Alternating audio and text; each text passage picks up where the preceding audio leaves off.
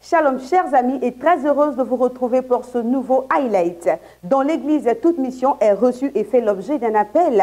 Est-ce pour autant que tout appel est authentique?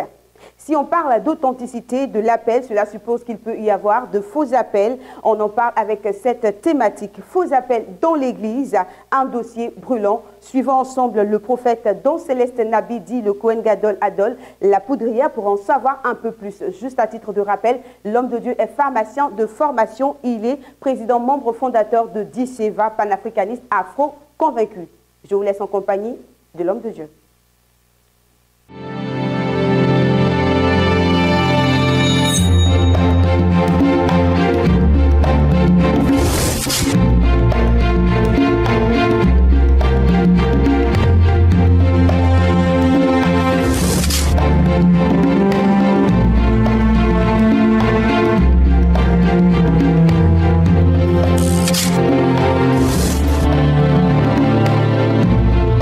Shalom, shalom à tous. Le thème qui nous est à ce jour soumis à exposer est effectivement un dossier très brûlant. Mais il est d'un intérêt très capital vu l'enjeu qui est en jeu. Et donc, comme d'accoutumé, nous vous prions de bien vouloir nous suivre très attentivement pendant ces quelques minutes en highlight, toujours avec beaucoup de rationalité, de lucidité et d'objectivité de votre part, ce que nous vous connaissons d'ailleurs depuis lors. Alors, précision de taille.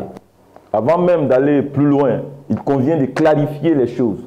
Sachez que nous ne sommes pas venus contester ni infirmer l'appel de qui que ce soit, comme si nous étions à la place du Saint-Esprit. Le Saint-Esprit, c'est bien lui le boss. Nous respectons les choix souverains de Dieu et nous nous soumettons volontiers avec joie à ses desseins souverains. Il n'y aura jamais quoi que ce soit à remettre en cause quant à ce que Dieu a institué, quant à ce qu'il a fait, quant à ce qu'il fait. Il est Dieu et il est Seigneur. Seulement, l'Église étant l'intendant des institutions de Dieu sur la terre, elle a le devoir et le droit de se prononcer pour remettre les choses dans le bon ordre lorsqu'elles sont affectées ou travesties, voire perverties. Et c'est bien ce que nous essayons de faire par la grâce de Dieu. Pour venir au sujet proprement dit, sachez qu'il n'existe pas que les 5 ministères communément connus, apôtres, prophètes, évangélistes, pasteurs et enseignants. Il en existe bel et bien plusieurs autres, mais l'appel dont il sera question dans notre exposé de ce jour, c'est l'appel relatif aux 5 ministères dont Paul l'apôtre fait mention dans le livre d'Éphésiens, son chapitre 4.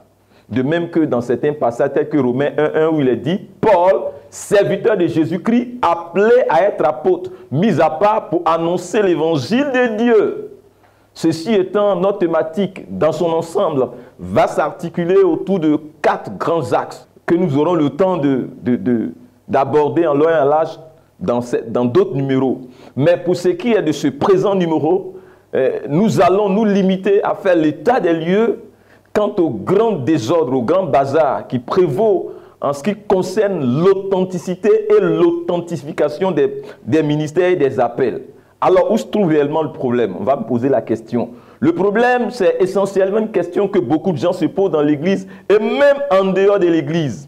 Comment reconnaître un appel et un appelé authentique de Jésus-Christ de nos jours? Voici une question. Comment s'assurer qu'un ministère est authentique? Comment s'assurer qu'on est effectivement chez Dieu, dans la maison de Dieu, mais non pas chez le diable? Voici encore une autre question. Dans tous les cas, notre objectif, c'est d'aider ceux qui aspirent vivre une foi chrétienne authentique à faire le bon choix quant au pasteur authentique et à la bonne assemblée relativement à la sécurité de leur salut en Christ. Car si l'Église ne sauve pas, Dieu sauve néanmoins à travers l'Église. Tandis que les sectes pernicieuses n'ont aucun autre objectif que la perdition éternelle des âmes. On va continuer. Pourquoi au juste cette thématique? Cette thématique parce que les pasteurs de nos jours font peur. Ils n'inspirent pas du tout confiance. On ne sait vraiment pas qui est qui fait quoi à qui. On ne sait vraiment plus à partir d'où, qui est venu de qui est venu d'où, qui est venu de quoi. En tout cas, il y a toute une confusion, un gros bazar. Les pasteurs surtout sortent de nulle part et de toutes parts. Ça foisonne dans tous les sens. Alors, beaucoup sont sans père ni mère spirituelle, sans généalogie, sans commencement, mais avec une fin très triste et très intrigante.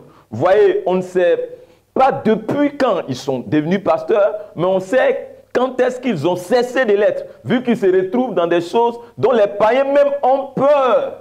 Des fois, dans leur pays d'origine, ils sont connus pour être des féticheurs, des marabouts, des sorciers, des spirites. Mais une fois arrivés ici en terre ivoirienne, ils deviennent de façon sublimatoire et fantasmagorique des prophètes, des bishops, des apôtres, sans même être passés par la nouvelle naissance. Oui, le milieu fait peur. On y trouve du tout et du n'importe quoi. Et il faut qu'on en parle. D'autres sont sacrificateurs à perpétuité, c'est-à-dire qu'ils n'ont pas eu besoin de naître de nouveau pour être pasteurs. Ils sont sortis directement du monde pour devenir pasteurs sans être passés par la nouvelle naissance. Ils n'ont rien abandonné quant à la vie païenne. Ils n'ont pas abandonné le sexe, ils n'ont pas abandonné l'alcool, les boîtes de nuit, la drogue, la bagarre, la violence, etc., etc. Mais ils sont pasteurs. Et tout cela, ils conduisent des âmes. Nous ne savons où d'ailleurs. C'est cela notre intrigue, qui est jugée illégitime. Alors, en tous les cas, il y a une sorte de magie et de mutation occulte qui font surgir du néant des supposés oints de Dieu sans référence ni traçabilité réelle, avec pour corollaire des gaffes qui fusent dans tous les sens, polluer ainsi l'image et le témoignage des pasteurs authentiques et de toute l'Église d'ailleurs, à la gloire des démons et des bourreaux du corps de Christ qui ne cherchent que des prétextes pour mieux charger l'Église. Et tout cela, c'est sans compter bien sûr le cas de tous ceux-là qui ont été expressement introduits par le diable à travers les milieux occultes dans l'Église pour venir occuper des positions où ils pourront mieux perdre les âmes qui manquent de discernement. C'est ces ouvriers infiltrés dans nos rangs qui se dévoient subtilement par un évangile frélaté, bizarre, un Christ bizarre et également un salut bizarre. Dans ce dernier groupe dont je viens de faire mention, il y a une unité très dangereuse car ultra occulte. C'est celle-là, cette unité-là, qui est composée de gens qui pilotent les sectes pernicieux, retenez le terme, pseudo-chrétiennes, pseudo-évangéliques, pseudo-pentecôtistes et pseudo-charismatiques. On les appelle les SP4. Ils assimilent à des églises évangéliques. C'est ceux-là qui font exactement tout ce que nous faisons, mais qui ne sont pas des nôtres. Ils disent, ils prêchent et font à 90% ce que la Bible dit, mais ce n'est que pour séduire, pour endormir, pour anesthésier, pour bercer, pour berner, afin de passer incognito les 5 à 10% du concentré de poison diabolique camouflé à l'intérieur que le diable envoie injecter dans l'église. Gardez cela dans votre tête, il y a toujours un peu ou beaucoup de vérité dans le mensonge. Autrement, ce n'est pas un mensonge efficace. Sachez aussi qu'il est impossible qu'un faux appel conduise à une véritable église et à une véritable conversion. Les fondements étant renversés, les choses sont fausses à la base. On va marquer une pause pour faire un peu le tas des lieux. Que se passe-t-il réellement? Alors, au rang des grands problèmes qui minent l'appel des pasteurs de nos jours, nous avons entre autres les appels précoces ou précipités. Il s'agit des gens qui ont reçu un appel authentique, mais qui se sont empressés pour entrer dans le ministère. Et ça entraîne beaucoup de chaos. Nous avons également les appels par héritage familial, c'est-à-dire que le parent fondateur de l'église est décédé, on monte au trône de l'église, un peu comme si on était dans une monarchie sacerdotale. On a également les appels déclenchés par l'ancienneté ou la proximité et ou la connaissance théologique, c'est-à-dire on devient pasteur parce qu'on était proche de l'homme de Dieu, on devient pasteur parce qu'on a duré dans l'église, on devient pasteur parce qu'on est un bagage théologique parce qu'on a fait une école biblique. On a également les appels déclenchés par les échecs et frustrations de la vie. On devient pasteur parce qu'on ne se retrouve pas du tout dans la vie, parce que ça ment. On cherche donc des gens pour cotiser pour nous. On a également les appels par nomination, c'est-à-dire là on nomme les gens pour être pasteur. Mais retenez que le pasteur c'est un élu de Dieu et non pas un commis des hommes. On a également les appels par déguisement, c'est les gens qui sont sortis du néant, qui se donnent toute la prestance de pasteur alors que c'est des faussaires. On a également les appels par circonstance, c'est-à-dire des gens qui se sont appelés eux-mêmes au ministère, qui ont été appelés au ministère pour combler juste une vacance ministérielle ou sacerdotale. On a également les appels intéressés, c'est ceux-là qui se sont invités au ministère à cause du prestige et d'autres intérêts. On a également les appels déclenchés déclenchée par les sous ou les appels business, c'est-à-dire qu'on devient pasteur parce qu'on a de l'argent, on met sur pied une église parce qu'on a les moyens financiers. On a également les appels déclenchés par la position, le positionnement social ou par l'activité qu'on exerce dans le monde dit séculier. C'est-à-dire quoi? Parce qu'on est dans le monde, parce que dans le monde, on était PDG, alors on devient leader dans l'église de Jésus-Christ. Parce que dans le monde, on était enseignant de lycée ou d'université, alors on devient par équivalence enseignant des Saintes Écritures dans le Seigneur. Parce que dans le monde, on était chanteur, alors on devient chant dans le Seigneur. Parce que dans le monde, on devient commis, marabout, féticheur, sorcier, alors on devient prophète dans le Seigneur. Et là, si on ne va pas clair dans cette affaire, une telle personne va transposer les démons avec lesquels elle opérait de l'autre monde dans l'église au grand malheur des âmes. C'est ainsi qu'on voit des églises où il y a des actions prétendues prophétiques qui ne sont que des actions fétichistes.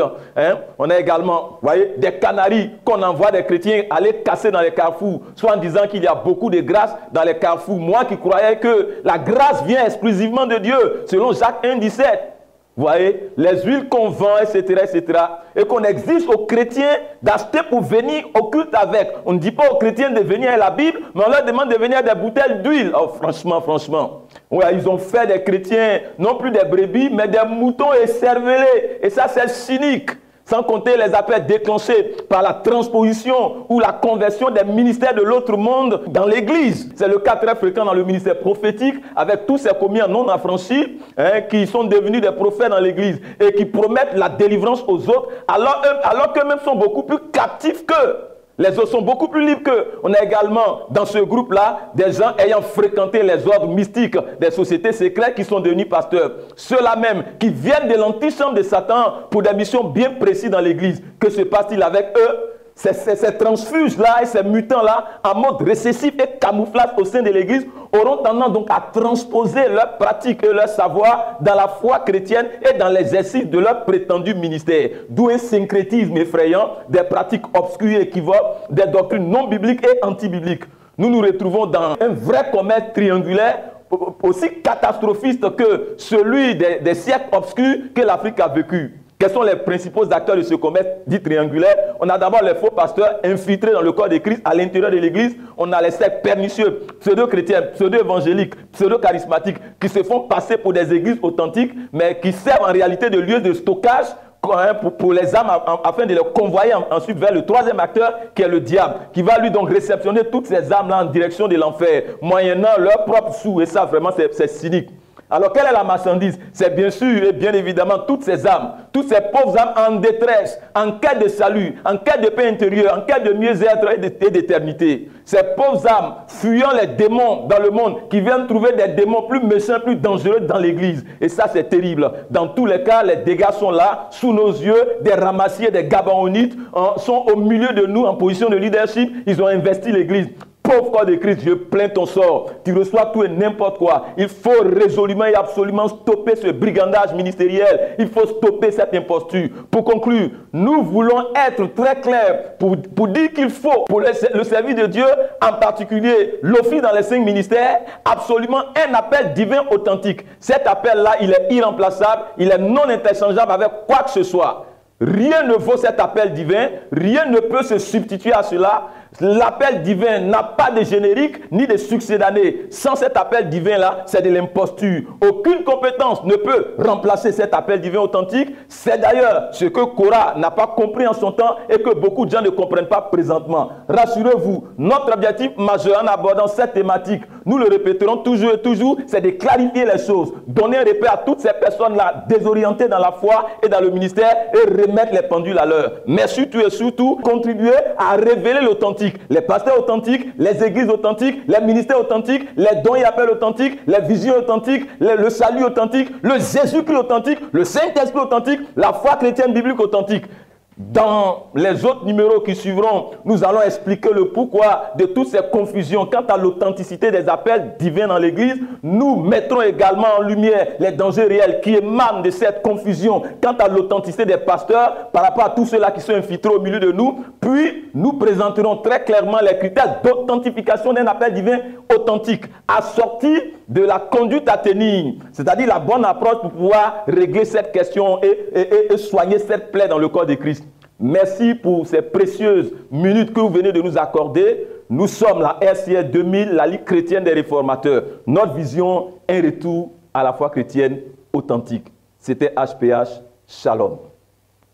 La moisson est grande et il y a certes très peu d'ouvriers, mais le Seigneur a besoin de vrais ouvriers et non de loups dans la bergerie. Sur ce, je vous dis à très bientôt pour un autre highlight. Portez-vous bien. Shalom.